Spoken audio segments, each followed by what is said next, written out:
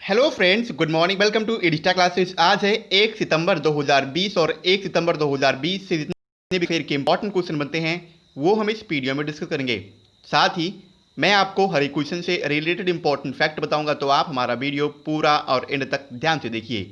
Last में मैं आपसे एक क्वेश्चन पूछूंगा, आप उस क्वेश्चन का जवाब नीचे कमेंट बॉक्स में दे सकते हैं। साथ ही क्वेश्चन से जुड़ी जितनी भी जानकारी आपके पास अवेलेबल हो, आप उसे नीचे कमेंट बॉक्स में लिखा कीजिए ताकि आपका प्रॉपर तरीके से रिवीजन हो सके। अगर आपको हमारी ये वीडियो पसंद आए, वीडियो को लाइक कीजिए।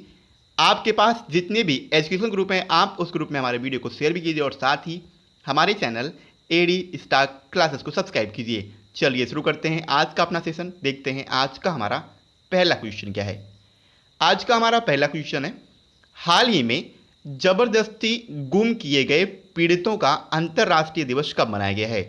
अभी हाल ही में 30 अगस्त को जबरदस्ती गुम किए गए पीड़ितों का अंतर्राष्ट्रीय दिवस मनाया गया, यानी इस क्वेश्चन का ऑप्शन सी सही है, 30 अगस्त। हाल ही में संयुक्त राष्ट्र द्वारा हर साल 30 अगस्त को विश्व स्तर पर international day of the victims of enforce disappearance यानी जबरदस्ती गुम किए गए पीड़ितों का अंतर्राष्ट्रीय दिवस मनाया गया है। यह दिन गिरफ्तारी, इसके साथ साथ नज़रबंदी और अपहरण की घटनाओं सहित दुनिया के विभिन्न क्षेत्रों में जबरदस्ती या बिना मर्जी के गायब किए जाने वाले लोगों के बारे में गंभीर चिंता व्यक्त करने के लिए यूनाइटेड नेशन के द्वारा 30 अगस्त को मनाया जाता है। संयुक्त राष्ट्र महासभा द्वारा 30 अगस्त को जबरदस्ती गुम किए गए पीड़ितों का अंतर्राष्ट्रीय दिवस के रूप में घोषित किया गया था और इसे पहली बार वर्ष 2011 में मनाया गया था। अब बात है यूएन यानी संयुक्त राष्ट्र की, तो इसकी स्थापना 24 अक्टूबर 1945 को हुई थी। यहाँ से इंपॉर्टेंट क्वेश्चन ये बनता है कि संयुक्त राष्ट्र दिवस प्रत्येक वर्ष दुनिया भर में कब मनाया जाता है, तो 24 अक्टूबर को ही दुनिया भर में यूनाइटेड नेशन डे मनाया जाता है। इसका हेडक्वार्टर न्यूयॉर्क में है और इसके वर्तमान समय के महासचिव हैं एंटोनियो गुटेरस। आगे बढ़ते हैं। अगला क्वेश्चन है, किस देश ने एक प्रौद्योगिकी संचालित agri commodity trading and sourcing platform एग्रीटा ई मार्केट प्लेस लॉन्च किया है। तो अभी हाल ही में यूएई ने एक प्रौद्योगिकी संचालित एग्री कमोडिटी ट्रेडिंग और सोर्सिंग प्लेटफॉर्म, इसका नाम है एग्रीटा ई मार्केट प्लेस लॉन्च किया है, यानी इस क्वेश्चन का ऑप्शन ए सही है, यूएई। हाल ही में कमोडिटीज ट्रेड एंड इंटरप्राइजेज पर दुबई यानी दुबई मल्टी कमोडिटीज सेंटर यानी डीएमसीसी ने एक प्रौद्योगिकी संचालित एग्री कमोडिटी ट्रेडिंग और सोर्सिंग प्लेटफॉर्म एग्रीटा ई मार्केट प्लेस शुरू किया है।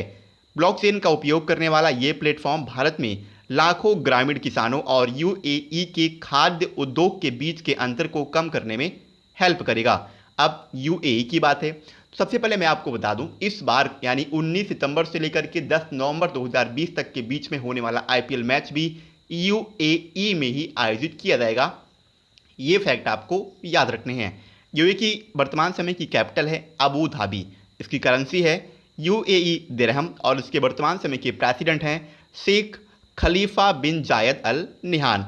इसके अलावा बात है डीएमसीसी यानी दुबई मल्टी कम्युनिटी सेंटर की, तो इसके वर्तमान समय के सीईओ हैं अहमद बिन सुलेयाम, आपको याद रखना है। आगे बढ़ते हैं।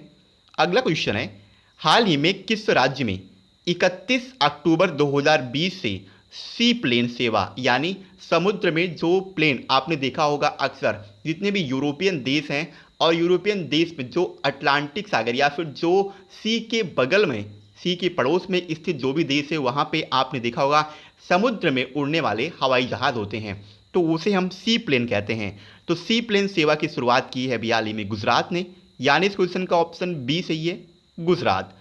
हाल ही में पहली बार गुजरात में सी प्लेन सेवा यानी भारत में पहली बार और गुजरात में भी पहली बार सी प्लेन सेवा 31 अक्टूबर 2020 से शुरू की जाएगी। सी प्लेन सेवा अहमदाबाद के साबरमती रिवर फ्रंट से गुजरात में केवड़िया के स्टैचू ऑफ यूनिटी जो कि सरदार वल्लभ भाई पटेल की विश्व में सबसे ऊंची मूर्ति है, स्टैचू ऑफ यूनिटी, जो कि गुजरात के अहमदाबाद में है। तो यहीं पे स्टैचू ऑफ यूनिटी तक निर्बाध और किफ़ायती हवाई यात्रा प्रदान करेगी ये सी प्लेन सेवा।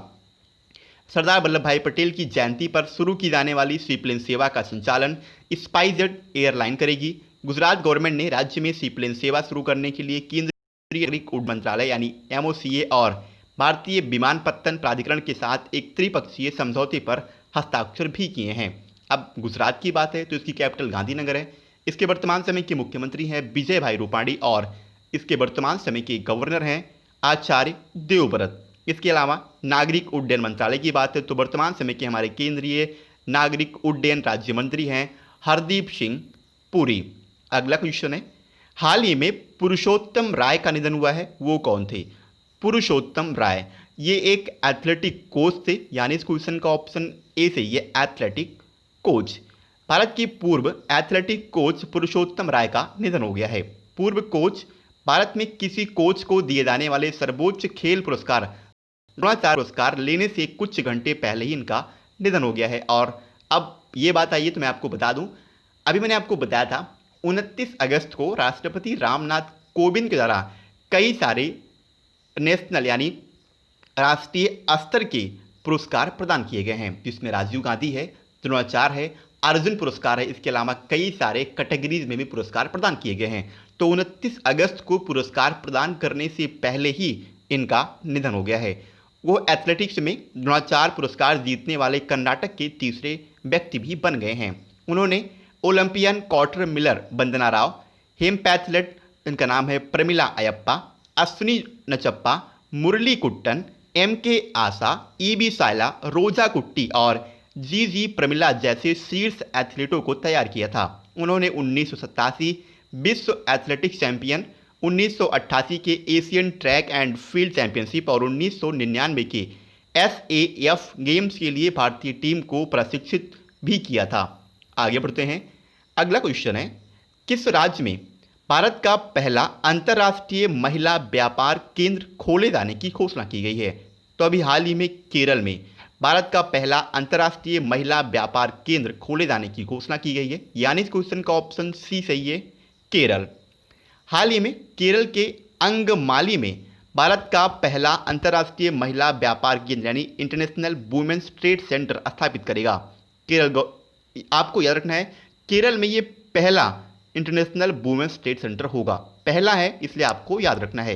केरल द्वारा IWTC संयुक्त राष्ट्र सतत विकास लक्ष्यों सस्टेनेबल जो डेवलपमेंट है इसके 17 लक्ष्य रखे गए हैं, तो इसके अनुरूप इसे स्थापित किया जाएगा। IWTC महिला उद्यमिता में तेजी लाने और लिंग समानता को बनाए रखने का प्रयास भी है। इसके अलावा यह नए व्यवसायों को शुरू करने, स्थापित करने या विस्तार करने और उनके प्रोडक्ट्स को दुनिया भर के बाजारों तक पहुंचाने के लिए घर से दूर महिलाओं को एक सुरक्षित स्थान भी प्रदान करेगा। अब केरल की बात है तो उसकी कैपिटल है तिरुवनंतपुरम। इसके वर्तमान समय के मुख्यमंत्री हैं पिनरई विजयन और इसके वर्तमान समय के गवर्नर हैं आरिफ मोहम्मद खान। इसके अलावा कुछ और इंपॉर्टेंट फैक्ट है, जब भी बात आती है केरल की तो मैं आपसे हमेशा बताऊंगा। एक वन्यजीव अभ्यारण्य है, इसका नाम है पेरियार वन्यजीव अभ्यारण्य और शांत घाटी यानी साइलेंट वैली ये केरल में है। और जब भी आप शांत घाटी का नाम सुने तो आपके माइंड में आना चाहिए फूलों की घाटी। फूलों की घाटी ये केरल में है, यानी फ्लावर्स वैली ये उत्तराखंड में है, जबकि शांत घाटी ये केरल में पड़ता है। अगला क्वेश्चन है, हाल ही में संपन्न हुई फाइट ऑनलाइन शतरंज ओलंपियाड प्रतियोगिता में किस देश को विजेता घोषित किया गया है? तो अभी हाल ही में भारत और रूस इन दोनों को संयुक्त रूप से फाइट ऑनलाइन शतरंज ओलंपियाड में विजेता घोषित किया गया, यानी इस क्वेश्चन का ऑप्शन सी सही है, उपरिक्त दोनों। भारत और रूस फाइट ऑनलाइन शतरंज ओलंपियाड के संयुक्त विजेता बन गए हैं। विश्व शतरंज शासी निकाय यानी गवर्निंग बॉडी फाइट ने दोनों फाइनलिस्ट को संयुक्त विजेता के रूप में घोषित किया, क्योंकि दूसरे मैच में कम से कम 2 गेम इंटरनेट कनेक्टिविटी के इशू से ये प्रभावित हो गए थे। इसके अलावा मैं आपको बता दूं, कोरोना वायरस महामारी के कारण पहली बार फिडे ऑनलाइन शतरंज ओलंपियाड आयोजित किया गया था। शतरंज में यह सबसे बड़ी टीम की चैंपियनशिप है, क्योंकि ऑनलाइन टूर्नामेंट पे लगभग 163 देशों ने हिस्सा लिया। 163 देशों ने अभी तक कभी हिस्सा नहीं लिया था। अगला क्वेश्चन है, किस एडुटेक फर्म को 3 साल के लिए IPL के आधिकारिक भागीदार के रूप में चुना गया है? तो अभी हाल ही में लर्निंग प्लेटफॉर्म है अनअकैडमी, इसे IPL के आधिकारिक भागीदार के रूप में 3 साल के लिए चुना गया, यानी इस क्वेश्चन का ऑप्शन बी सही है, अनअकैडमी। बेंगलुरु स्थित एडुटेक फर्म अकादमी को इंडियन प्रीमियर लीग के 3 सत्रों के लिए आधिकारिक भागीदार के रूप में चुना गया है। आपको याद रखना है ये एक इंडिया का लर्निंग प्लेटफॉर्म है और ये काफ़ी बड़ा लर्निंग प्लेटफॉर्म है इंडिया का।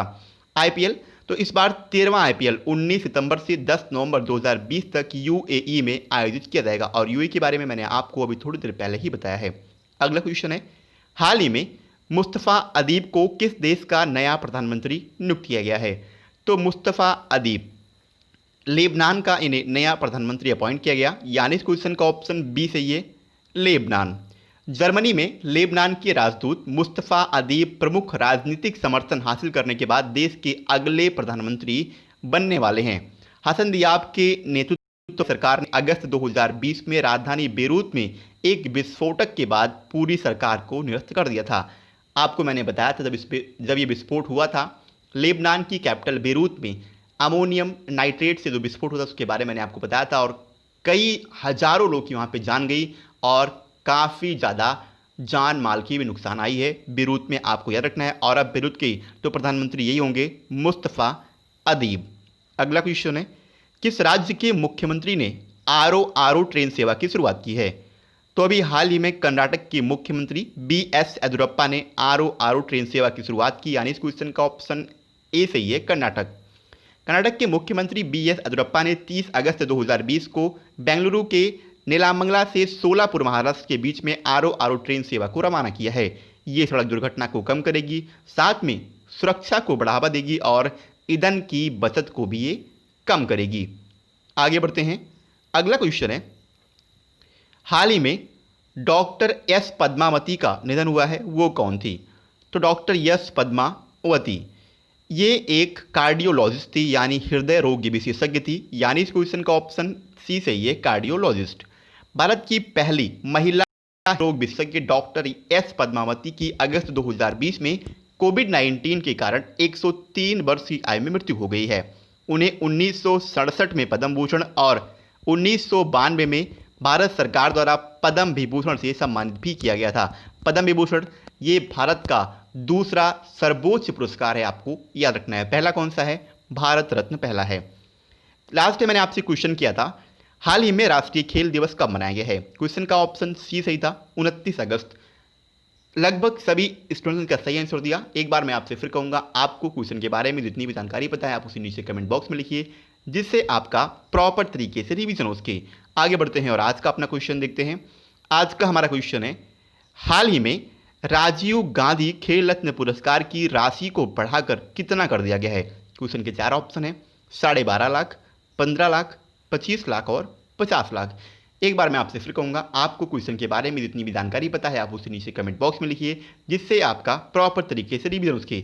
यहाँ पे देखिए मैं आपको एक चीज़ बता दूँ, जैसे बात आई है राजीव गांधी खेल रत्न पुरस्कार की, तो आपको याद रखना है कि ये भारत का सबसे बड़ा स्पोर्ट्स फील्ड में दिया जाने वाला पुरस्कार है, यानी खेल के क्षेत्र में सबसे उच्च पुरस्कार है राजीव गांधी खेल रत्न पुरस्कार। तो इसके बारे में आपको जो भी फैक्ट बताऊँ, जैसे कि अभी 29 अगस्त को रामनाथ कोविंद द्वारा, जो कि हमारे भारत के वर्तमान समय के प्रेसिडेंट हैं, इनके द्वारा रोहित शर्मा को पुरस्कार दिया गया है। तो कब दिया गया? 29 अगस्त को दिया गया।